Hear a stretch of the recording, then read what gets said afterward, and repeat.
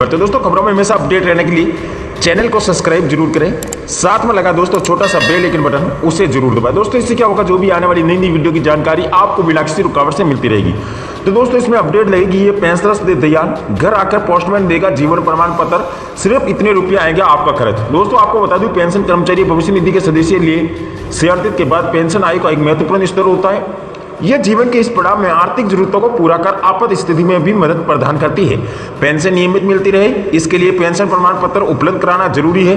Corona काल में pensioners घर से बाहर निकलने को मजबूर ना हो, इसके लिए वे घर बैठे जीवन प्रमाण पत्र की सेवा प्राप्त कर सकते हैं। बस सिर्फ इंडिया पोस्ट पेमेंट बैंक की सेवा का आवेदन करना होगा, फिर पोस्टमैन आपके घर आकर बायोमेट्रिक के माध्यम से जीवन प्रमाण पत्र तैयार करना होगा। तो दोस्तों आपको बता दूं, जैसे कि सामान्य रूप से जीवन प्रमाण पत्र बनाने के लिए पेंशनर्स को भविष्य निधि कार्यालय, अधिकृत पेंशन सेवानिवृत्ति केंद्र या कॉमन सर्विस सेंटर में व्यक्तिगत रूप से उपस्थित होना पड़ता है। कोरोना काल में पेंशनर्स की इस परेशानी को दूर करने के लिए अपने India post payment bank IPB ने one door step digital life certificate service शुरू की है। इस सेवा का लाभ लेने के लिए पोस्ट इन्फॉर्म एप्लीकेशन डाउनलोडिंग करें, या फिर मैंने अपने डिस्क्रिप्शन में लिंक दे दिया हूं, आप वहां जाके भी लोड कर सकते हैं। इस सेवा के तहत आपको करीब पोस्ट ऑफिस का पोस्टमैन संबंधित पेंशनर्स के घर आते हैं और आधार बेस्ड बायोमेट्रिक फिंगरप्रिंट स्कैनर के माध्यम से जीवन प्रमाण की प्रक्रिया पूरी की जाती है। जैसे ही पेंशनर्स स्कैनिंग मशीन के जरिए जीवन प्रमाण पत्र के लिए अधिकृत करता है, उसकी ID मोबाइल नंबर पर आ जाती है। साथ ही पेंशनर्स के साथ प्रमाण पत्र की जानकारी पेंशन डिपार्टमेंट के साथ ऑटो अपलोड हो जाती है। इसके लिए महज 70 रुपये का ही भुगतान करना होगा। आपको बता दूं दोस्तों, EPFO के क्षेत्रीय भविष्य निधि आयुक्त मनोज कुमार जैसे कि यादव ने बताया है कि सेवा का मकसद जीवन प्रमाण पत्र की पूरी प्रक्रिया को पेंशन भोगियों के लिए सुविधाजनक व आसान बनाना है। इस सेवा का लाभ लेने के लिए पेंशनर्स के पास पेंशन पट्टा संख्या, order, PPO, Aadhaar number, bank account detail, pension disbursing department और मोबाइल नंबर होना जरूरी है।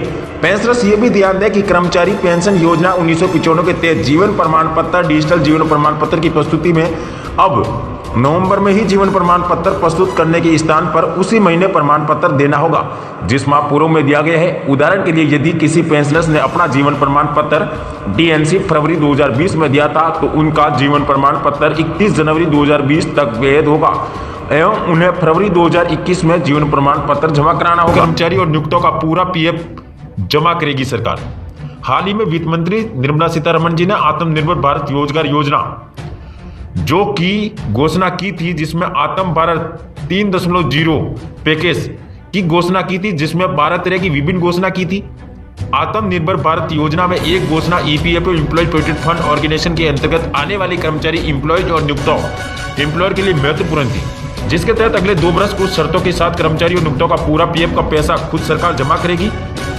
तो दोस्तों आपको बता दूं, आत्मनिर्भर भारत योजना benefit for EPFO members, employees and employer, जो रोजगार को बढ़ावा देना और भारत को आत्मनिर्भर बनाने के दृष्टिकोण से भारत सरकार ने आत्मनिर्भर और भारत रोजगार योजना लॉन्च की है। इस योजना का उद्देश्य भारत में नए रोजगार प्रोत्साहन देना। इसके तहत EPFO employee provident fund organisation के अंतर्गत आने वाले कर्मचारी, एम्प्लॉय और नियुक्त एम्प्लॉयर या ऐसी कंपनियां जो नए लोगों को रोजगार दे रही है, उन्होंने 12%, उनके कर्मचारियों को 12% संयुक्त 24% PF कंट्रीब्यूशन अगले 2 साल तक केंद्र सरकार द्वारा जमा किया जाएगा।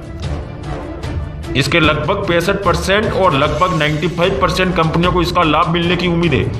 आपको बता दूं, आत्मनिर्भर भारत योजना में EPFO के अंतर्गत लाभ पाने की शर्त, ऐसा कर्मचारी जिनकी कंपनी EPFO के अंतर्गत रजिस्ट्रेशन हो, वे कर्मचारी जिन्होंने 1 अक्टूबर 2020 के बाद नौकरी ज्वाइन की है, या ऐसे कर्मचारी जिन्होंने 1 मार्च 2020 से 30 सितंबर 2020 के बीच अपनी नौकरी छोड़ दी थी और 1 अक्टूबर 2020 के बाद दोबारा नौकरी ज्वाइन की है। दोस्तों आपको बता दूं, ऐसे नए कर्मचारी है जो 1 अक्टूबर 2020 से 30 जून 2021 तक किसी कंपनी से जुड़ेंगे, उन सभी को इसका लाभ मिलेगा।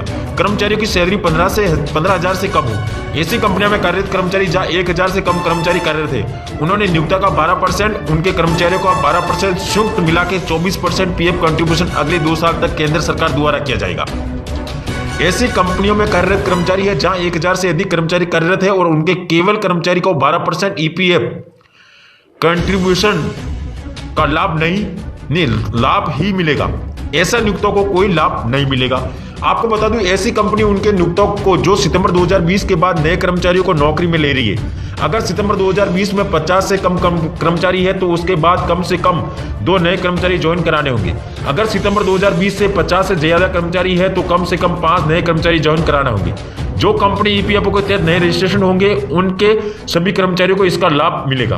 कंपनियों में कार्यरत कर्मचारियों की संख्या 1000 से कम है तो कर्मचारियों को 12%, नियोक्ताओं को 12% संयुक्त रूप से 24% ईपीएफओ कंट्रीब्यूशन का लाभ मिलेगा। किसी नहीं मिलेगा इस योजना का लाभ कैसे? दोस्तों आपको बता दूं, ऐसे कर्मचारी जिनकी नौकरी कोरोना महामारी के पहले से चल रही थी, उनकी नौकरी पर कोरोना महामारी या लॉकडाउन का कोई असर नहीं हुआ, ऐसे नियोक्ता जिनकी कंपनियों में से 1000 से अधिक कर्मचारी कार्यरत है या जो नए कर्मचारियों को नौकरी नहीं दे रहे। तो दोस्तों योजना के अंतर्गत कर्मचारियों को अधिकतम 86,400 का लाभ है। आपको बता दूं, आत्मनिर्भर भारत योजना में ईपीएफ के अंतर्गत लाभ पाने वाले कर्मचारी एम्प्लॉयज को अधिकतम 86,400 रुपये का सीधा लाभ मिलेगा।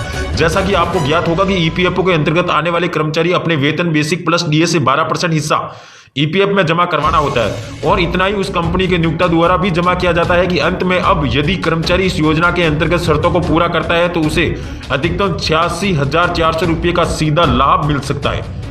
उदाहरण के तौर पर जैसे कि किसी कर्मचारी का वेतन 15,000 रुपये है तो उसके वेतन में 15,000 का 12% यानी कि 1,800 रुपये प्रति महीने ईपीएफ में जमा होते हैं, जो कि अब सरकार जमा करेगी। चूंकि इस योजना का लाभ 2 वर्ष के लिए दिया जा रहा है, अंत में 24 महीने का पीएफ कंट्रीब्यूशन का सीधा लाभ कर्मचारियों को अपने इन हैंड वेतन में मिलेगा, जो कि 43,200 अधिकतम 15,000 के वेतन के हिसाब से होता है। और इतना ही लाभ कर्मचारियों को सरकार द्वारा जमा किया जा रहा है पैसों से भविष्य में ईपीएफओ में जमा रकम के रूप में ही मिलेगा।